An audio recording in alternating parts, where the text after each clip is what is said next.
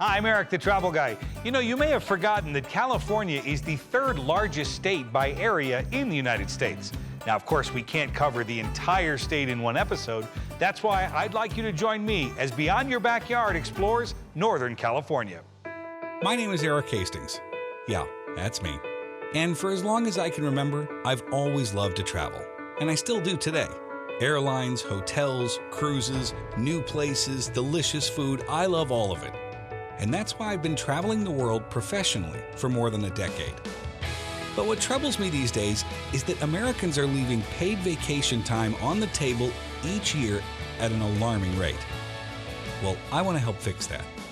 So please consider this a personal invitation to join me each week on my mission to get you traveling more than ever before.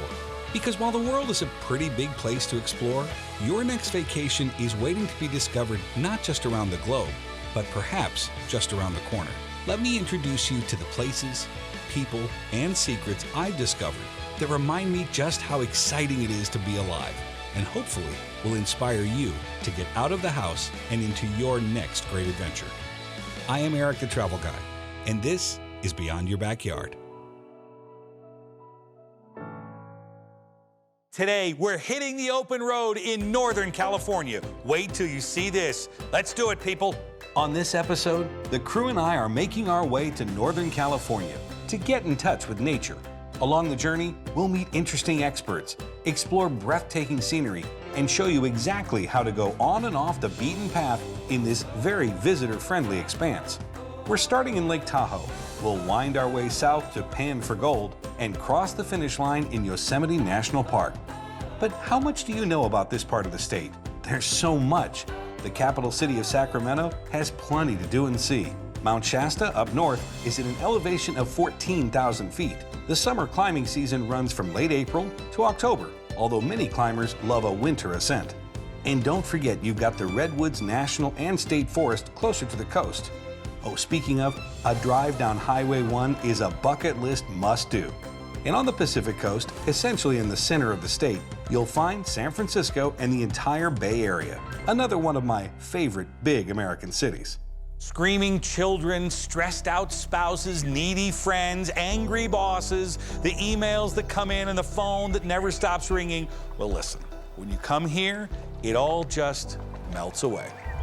Take a listen. About 2 million years ago, a blue cobalt lake was formed in the Sierra Nevada mountains.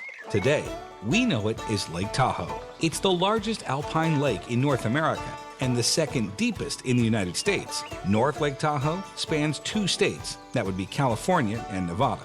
Get in the water at 24 beaches. Get active at 12 ski resorts. Cycle the hundreds of miles of biking trails and explore charming lakeside communities. Day or night, 365 days a year, the scenery is unparalleled. Here's the bottom line. This place is so remarkably beautiful. I want you to start your day early. Get out into nature, but before you do, you come to Donner Pass Road. We're in downtown Truckee, and this is Coffee Inn. After breakfast, it was back on the road. And driving through these vistas, your head will be filled with ideas on how to get out of the car and into the scenery. And when it comes to extreme activities, there's no finer expert than Olympic gold medalist Johnny Mosley. I want to talk about this geographic location specific to Northern California.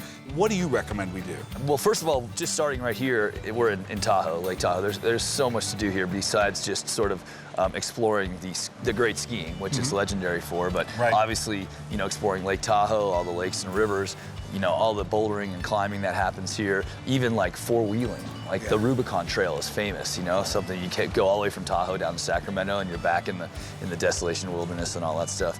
But up and down the state, you know, I love fishing. I get out in the ocean a lot and fish for salmon and abalone dive and all that type of stuff. How do you describe this part of the state? When you talk to friends that have never been here before, what do you tell them? You really don't need a crazy activity like this to enjoy it. Like, it's kind of a feast for your eyes everywhere you go. It's just visually compelling everywhere. And that's part of what you were saying, is you just putting yourself in these environments and just taking a picture is step one. Is a thing. That's a thing. That's absolutely. And you can like close your eyes and do that anywhere up here. So. Now, look, Last Thanksgiving, I made dinner rolls, but you took the dinner roll to a whole new thing. How did this come about? What is this dinner roll What thing? is the dinner roll I'm hearing about? Yeah, absolutely. I won the Olympics in 1998. Right. And part of the reason I was able to kind of separate myself and give the judges an easy excuse to win was I did this trick called a 360 mute grab, where I reached down, I grabbed my ski, and I pulled it back in this iron cross position. And it just was like, bam, the judges, I was the only one out there doing it, and gave me that edge, right? Right. So going forward to the next Olympics in '02, I was thinking, what's my encore? What's my encore? You know? I love it. Always next, always next. Exactly. I love it. Yeah, That's freestyle. Yeah. That's why I got into the sport, you know? And I created a trick for the X Games in between that I really liked. I thought I was going to win with it and do it, and but they ended up kind of, I didn't win. I got fourth. Got it. And but it was called the dinner roll. And well, the following year, they realized they changed all the rules and allowed inverts and made my trick worth more points, and it changed the whole sport. So trailblazing. It did. So that was my reward, was the end result. Why did you decide to do this show? I am a guy who's curious about so many things. Like, I just see something happening and I see the images and I want to try it. Right. And in this particular case, I was visiting all my friends and people I always run into at every party, every town, and they think I'm extreme guy, right? Right. But everyone's a little bit of an extreme guy. Agreed. And they're like, I got an adventure for you. You know, come, let's go do this. Come on, let's go do it. And so that kept happening. I was like, man, I don't have time for all these adventures. I got my kids and wife, like, and so I went and pitched it to these guys and said, hey, let's make a show out of this. Johnny, thank you, sir. Absolutely. I really appreciate it. Good to meet you. While Johnny began shooting yet another wildly active segment for his web series, Johnny's Wildest Dreams, which can be found on YouTube, the crew and I made our way to a very historic location. So we brought you up here to the Donner Summit Overlook, and for good reason. Right behind me, that's Donner Lake, and the views up here will simply take your breath away. Now, if that name, Donner, sounds familiar, well, it should, because in the winter of 1846, the Donner Reed Party was stranded here in the worst winter in California recorded history. The party set out from Independence, Missouri, on what was usually a 4 to 6 month trek. But due to a series of mishaps and delays, the party split, and an early snowfall in the Donner Lake area trapped the settlers for the winter. Rescuers searched for the party 4 months after they became snowbound. Of the 87 members of the group, only 48 survived. It's widely accepted that the party resorted to cannibalism to survive. This bizarre and almost unbelievable story is depicted at the Donner Memorial State Park Visitor Center and Pioneer Monument. After a short visit, well, it was time to head south. Every now and again, my friends and I get together to discuss whether or not the American dream is still alive today. Well, to understand the present, we always look back to our history. That's why I brought you here. This is the Columbia State Historic Park, and the year is 1850. That year will sound familiar because California was in the middle of the California Gold Rush. Imagine coming out here with virtually nothing, seeking fame and fortune and your eureka moment, or owning a business that supplied the infrastructure for those fortune seekers. Well, I assure you, the American dream was alive and well back then. Let's go take a look around. So, help me out with the timing here. We're talking 1850. What was it like back there? Is the year accurate? In Columbia, we were probably more popular in 1852. 52? Yes. Okay. Why? That's when they were pulling out the good gold here. Got it. My understanding is that they were pulling out $100,000 a week right here. You're kidding me. No, I'm not kidding. Was it hard work? You see the limestone rocks behind us? Yeah. They dug down 60 feet to find the top of those. That was picks and shovels and wheelbarrows. They didn't have water here. It was just a lot of hard work. Oh my gosh. Yeah. And who really came out on top? Was it the miners? Or was it the one seeking their eureka moment, or was it the people who supplied the pickaxes? Well, it was that, and then there was a mining company. And so those miners were more or less employees. Got it. So they could go work and they could find some pretty cool stuff, but at the end of the day, it belonged to somebody else. Got it. But today, you're seeing hundreds of kids a day out here. Yes, sometimes thousands. All right, so we're gonna actually do this, right? Yeah, we're gonna All right, do let's this. just reach for it. Okay, then what is that? That's a piece of iron pyrite. And I keep that in my pants so that I can teach these kids the difference between real gold and fool's gold. On a good day, you may find something like this. No. That's real gold? That's real gold. That's 4,800 bucks right there. No. and people, they literally can find this. This is what they were. You can find this. But how This big? is much more likely. The bigger pieces are more difficult to find, but they're out there. And they still are today. They still are today. You said you like the side to side, right? Yes. So we're just doing this. We're going to tip that pan just a little Why? because we're going to create a low spot in that pan and dictate where that gold goes. You literally go like this, right? Stick it under the water. All the way? Like There that? you go. Now give it a push forward. Oh my gosh. See that? Now shake it. Oh my gosh. Because that and- gold's not going anywhere. And dip it again. Don't shake it while you dip. Oh, got it. Let's do the dip. Let the weight of the sand. When you get the surface off of there, it comes off very easy. And what we want to do is shake it and get the gold down to the bottom where it's safe. There's lines in the pan you can see there. Those are called riffles. And riffles are like little speed bumps. Now, when you're driving down the road and you come to speed bump, what do? Right. You slow down. That's what we want that gold to do. No, it's really a good time. And once you get the hang of it, you get gold fever, you'll never quit. I started doing this when I was 9 years old. It's like going to the casino. Oh, well, it's a lot like going to the casino. It's a gamble every time you go out there. Absolutely. Look at this. You're going to be an old pro before you leave here today. Well, I'm definitely going to be an old something, I can tell you that. Now, I want you to tip the pan back. Put the water on this side. Okay. Now you can swirl. And as you do that, everything's going to move across that pan in such a way that you're going to get to see everything in that pan. Oh, my gosh. So You can are see. crazy. I can see the gold. That's it. You're officially a miner. You are kidding me. Oh, my gosh. Wait until you bring your family to do this. There are absolutely no words to describe this experience. That's right. Unbelievable. They usually leave very happy. Yeah. Thank you for this. You're welcome. I really appreciate it. While you may or may not find fame and fortune at the bottom of a pan, you will discover that this part of Northern California is full of unique places, lakes, rivers, forests, and trails to discover and enjoy. In Tuolumne County, we dropped in on Pinecrest Lake to take a few photos and meet with Jen Lopez. You grew up here, you're from here, you're camping here your whole life. When you still walk these paths, what do you think about? I think a lot about memories when I'm here. I think a lot about the traditions of families, not only my own, but also the generations of families that come here year after year. Just year after year. Yeah. And do you hear that a lot too when people write emails or they'll send letters and they'll say, oh my gosh, I had no idea. Isn't that Yes. sort of the general consensus? It is, because it's just such a glorious place with the granite rocks and mountains, and then you have the forest and all the wildlife. It's really beautiful and spectacular. I would consider, this to be one of those aspirational destinations, because most people, the world is full of trees and full of lakes and full of water, but yet it doesn't quite look like this. How do you describe the feeling? The feeling, I think, is a lot in the air and just the freshness of the air with the Bay Area and so many large cities a couple hours away, and you can come up here and just breathe it all in, and it's relaxing. It's kind of leaving everything behind, coming up here and getting away from it all. If someone coming up, they think, oh yes, well, we're not going to be on our computers, we're not going to be watching television, Right. but it's almost like you don't really have to plan that. Because when you get here, it becomes just not as important. Not as important. You can just look around, and it feels natural. It's very easy to get here. It's only a 2.5-hour drive from the San Francisco Bay Area.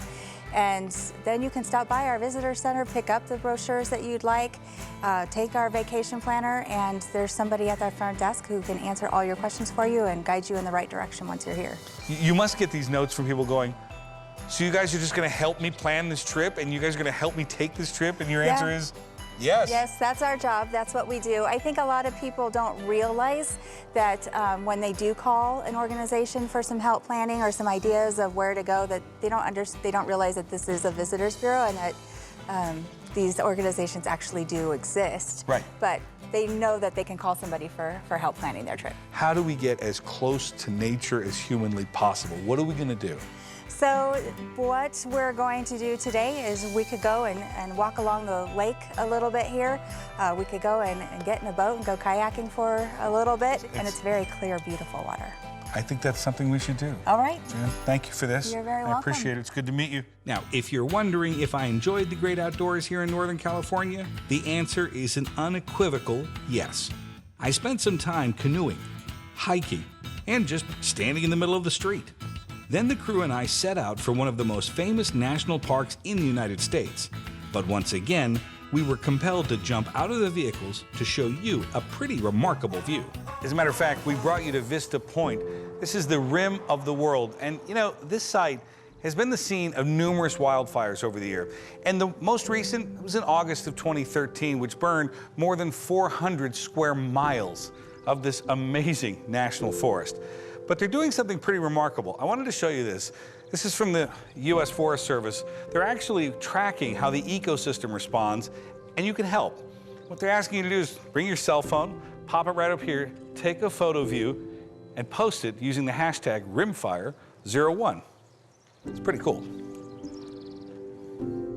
Did you know more than 4 million vacation thrill seekers and outdoor enthusiasts visited Yosemite National Park in 2017? Well, it's not hard to understand why. But an ounce of preparation goes a long way to ensure your visit is a memorable one. And speaking of preparation, nobody is more prepared than a park ranger. And I was lucky enough to get the inside scoop from 2 of them here in Yosemite. You have this perpetual smile on your face. You know, this is a very special place to millions of people across the United States and the world, and I am one of very few that get the pleasure of being here every single day and get to experience all the different seasons, and it's something that we don't take for granted. Right. Let's start with where are we exactly within Yosemite National Park? We are currently standing in Yosemite Valley, we're in the Yosemite Village, which is a part of Yosemite Valley. Yosemite Valley is a very small part of Yosemite National Park, but it's where 90% of the visitors come. Really? And so this is where most people, if you're coming to Yosemite National Park, at some point in your visit, you're gonna visit Yosemite Valley. It's a narrow valley, 7 miles long by 1 mile wide, and we are surrounded with 3,000 feet towering over our heads, these beautiful granite cliffs. How do you describe what they're going to see and what they're going to feel while they're here? So you can take photos, you can take paintings, you can tell everyone how you feel. Everyone feels different. And that is what the beauty of our national parks and the beauty of Yosemite in particular is there is something for everyone, and almost everyone finds something that they connect to in this amazing place. What specifically are we going to do while we're here? You've got to get out. I know you've got to get hiking on the water. Where do we start with the activities? There are dozens of different things that you can do, and there literally is something for everyone at Yosemite. If you're someone that just wants to come and enjoy the scenic beauty, you can hang out at the Majestic Yosemite Hotel, enjoy a nice cup of tea, coffee on the back patio, and just take in the views. For the more adventurous, some great rafting here in Yosemite Valley. There's rock climbing for people of all abilities. There's the Yosemite Mountaineering School if you want to get a lesson in. If you are an experienced rock climber, I mean, look around us. These towering cliffs are here for rock climbers to enjoy. People from all across the world come here to climb the rocks in Yosemite National Park. For someone who's into history, I'd actually encourage you to go check out the Pioneer History Center at Wawona. That's at the south end of Yosemite National Park. That's where our pioneer history, the only working stagecoach ranger in the National Park Service is here in Yosemite National Park. I didn't know that. Yes, sir. That's pretty cool. Okay, for a first timer, give me a couple of tips to help them on a first time visitor. First, arrive early. And if you can come midweek. You're gonna have a much more enjoyable experience if you can come midweek. Many of us are locked into Saturday and Sunday, so my tip is to avoid the 10 to 2 time frame. That's the crowded and the hottest part of the day. So if you can get in the park before 10 a.m. or come later in the day, come after 3 or 4 o'clock in the afternoon, enjoy a lovely evening hike here in the valley, that's gonna be a more enjoyable experience for you. Okay. For someone who wants to get into the high country, particularly in the summer months, get up on Tioga Road and go and experience the alpine areas above 8,000 feet in Yosemite National Park. Yeah. Tioga Road gets you over 9,000 feet. You can hike up to 13,000 feet from there, and you can really experience a completely different environment. If we're going to see wildlife, it's at sunrise and sunset, right? Your most likely windows are early in the morning around sunrise and later in the evening around sunset. Animals, like people, they don't want to be out in the middle of the day in the hot sun. Right. They're really smart. They're going to be somewhere cool. They're active early in the mornings, later in the evenings. that's the best time. So my tip, if you want to enjoy and try to see wildlife, of course, all animals here in Yosemite National Park, they're wild animals. There's no set time that you're gonna see, no guaranteed place you're gonna see them. I would recommend find a nice spot at the base of a tree along the Merced River here in Yosemite Valley, for instance, and just sit down and observe. If you're quiet and you're reflective, you're not gonna scare the animals away. How long have you been at Yosemite National Park? Well, I've been working here as a park ranger for 22 years. Oh my but gosh. I love to say that I grew up coming here on vacation with my family, so I've been visiting the park for over 50 years now. There's something mythical about this place. How do you describe it? I just say it's of course one of the most beautiful places, but there's something very magical about it. Something here in Yosemite Valley with Yosemite Falls, the smells, the sights, the sounds, it's just magical. There's a very special thing about the park. What do you tell them best time of year to visit? When should we come? Yosemite National Park is open year-round. The summer is the busiest time when school is out. Great time for hiking, swimming in the river, but the off-season is great too. Fall is wonderful, good weather, wonderful for hiking. Winter is spectacular. We get snow here in Yosemite Valley. We've got a downhill ski area, cross-country ski area. The park is really quiet, so winter is wonderful. And spring is gorgeous as well with waterfalls and green meadows. I just love it just to see the looks on people's faces when they're looking up at Yosemite Falls or El Capitan. Right. Pretty amazing. They're looking up and just walking into trees because they're busy looking up. I love it. How big is this national park? Yosemite National Park is about the size of the state of Rhode Island. Oh, come on. It's about 1,200 square miles. We're nowhere near the largest national park. Wrangell-St. Elias National Park up in Alaska is bigger acreage-wise, but we're spread over the Central Sierra, Nevada, about 1,200 square miles. We have about 750 miles of hiking trails. The park is 95% designated wilderness, which is the highest level for preservation. And the Tioga Road, which goes over the crest of the Sierra, is the highest vehicle crossing over the Sierra at 9,995 feet, just shy of 10,000 feet. So you got everywhere from 2,000 feet, we're about 4,000 feet here in Yosemite Valley, all the way up to 13,000 feet at some of our highest peaks. I think one of the best values here is an annual park pass. People are surprised to learn that it'll cost a couple of dollars to bring your vehicle in here. Why? Well, it's interesting because the national parks belong to the American people, but the idea with the entrance fees is that 80% of it stays in the park. So people that are coming to the park are actually helping us take care of the park. Those entrance fees help us preserve the trails, rehabilitate campgrounds, buildings, things like that. So in the old days, the money would just go to the treasury, which was fine. But now with this 80% staying in the park, it's really great. And so to a lot of people, we like to say, you're making an investment in the park, and that it's really important for us to have that funding, because with the over 4 million visitors we get, there's a lot of wear and tear on the park, which is wonderful. We, of course, love the visitors, but it takes a lot to keep a place like Yosemite going. We've got to keep the roads going, paved campgrounds. Got a lot of people coming through here. Scott, any chance you're going to let me try that hat on before we go? Well, okay, sure. No, are you serious? Yeah, you bet. Okay. This is awesome. Perfect. I got to get one of these hats. What do you think? Is it me? It's looking good. All right. It's working for you. It's working. Thank you, Scott, very much for this. I You're appreciate it.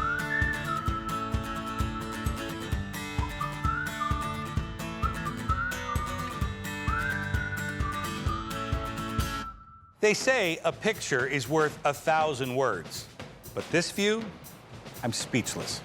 I'm Erik the Travel Guy. Thank you for exploring beyond your backyard. This looks remarkably like my hotel breakfast this morning. It does? Just a little bit. Yeah, a little oatmeal maybe. Is it holding you up? It's not bad. Yeah. So. We'll be all right. Good deal. You can do quite well for yourself. You can do better than make wedges.